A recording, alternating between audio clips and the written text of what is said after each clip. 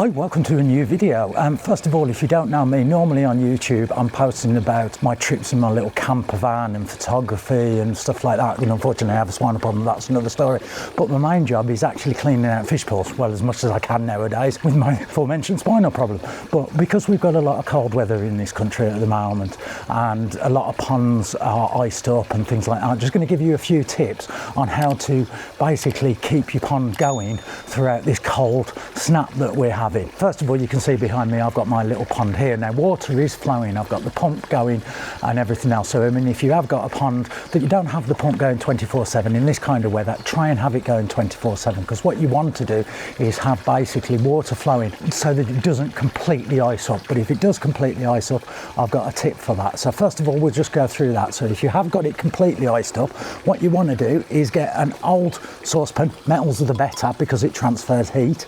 Just get some boiling water, or near enough boiling, just tip that in so it's only about halfway, and then just literally rest that on top of the ice.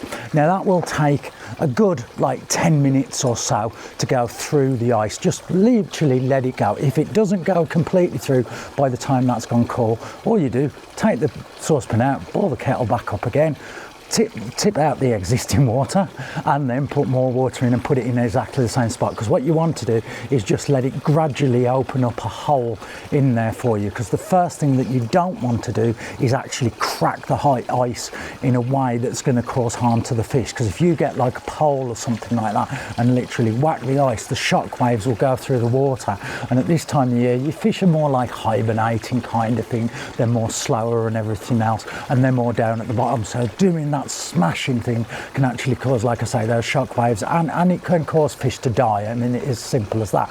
But the thing is you do want holes in the water so that oxygen can get in and out and everything else, because a complete layer of ice is not good.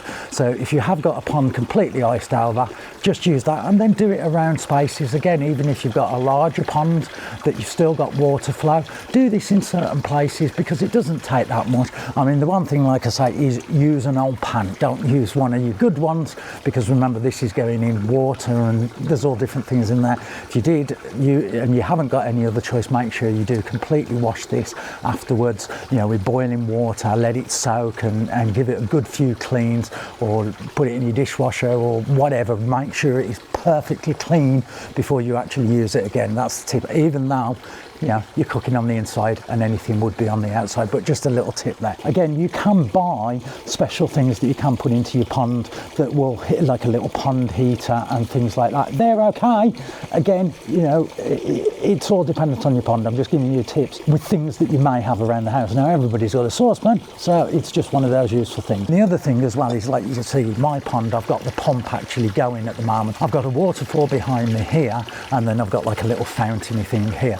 Now in certain circumstances these can actually freeze up. The first thing to do is, if your pump is not flowing water whatsoever, there's no flow off your waterfall or anything like that, turn your electric off, because what can happen is your pump then can overheat, because it's trying to pump water and it can't get up. So then it's actually, you know, can cause damage to your pump. You may find that your power trips because it's overheating or whatever. So again, if it has completely iced up, turn that pump off, and then what you want to do is then try and get rid of any blockages that are there. So if you've got like any external pipe work going up to your filter or anything like that, take that apart, get water through it, warm water. Again, this is different dependent on the kind of system that you've got, so I can't say exactly, but sometimes what you want to do is, like I say, get rid of any ice in those pipes, because it's more likely the external pipes that have built up the ice.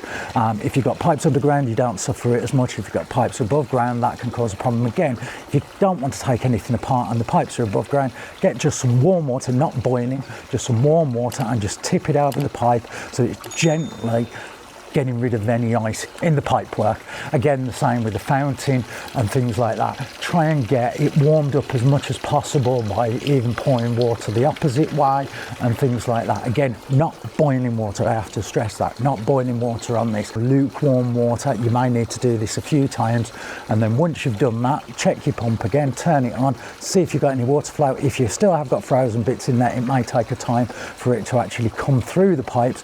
but it will eventually get there. If it doesn't, repeat until you've got actually water flow, because like I say, you do want gaps in the water at this time of year for the oxygen and everything else for the fish. And again, I do state this, don't smash the ice and things like that. And as well, if you have got a larger pond, don't walk on the ice, because you don't know, in certain places it may be thick, but in other places it may be a lot thinner.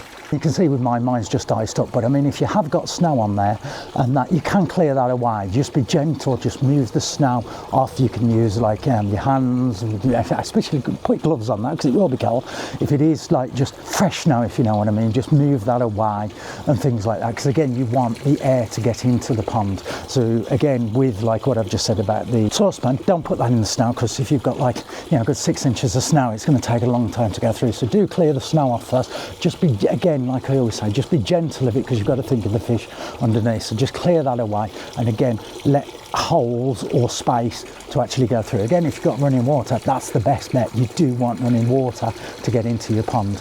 I mean, another thing as well, going back to your pump, is if you can, is remove your pump and just make sure there's no any excess of muck or, you know, leaves or anything around the actual pump, because this time of year, especially after autumn, we've had all leaves drop in, and then that can cover the pump, which then stops it working as efficiently as it should do. So if you have noticed over the past few months that your water flow has decreased a lot, just like I say, just pull your pump out.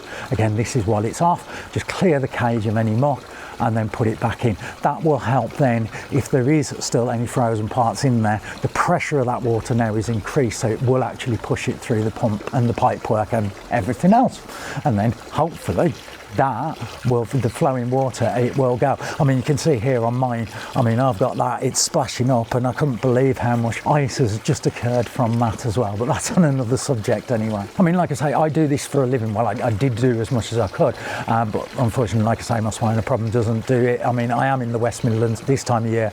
It is just sorting out things like this and everything else. In the summer, I normally do full clean outs. Again, unfortunately, I don't, but I will put a link to my website in there. And again, if you do find this interesting, just follow me on YouTube here, because then I will be posting throughout this year tips on how to keep your pond clean, how to do filters. And normally, like I say, most of my content is to do with photography, the camper, walking, all other bits and pieces, but there will be some of that. So, you know, again, if you do like this video, give it a like, subscribe, all that kind of stuff, because it does help me out on this silly little YouTube channel that I try and do. And again, I'm just trying to share it more than anything. I mean, again, it goes without saying, this time of year, do not feed your fish. Even if they are starting to come to the surface, do not feed your fish, because again, your fish normally, you may notice, they're more slower, they're more down.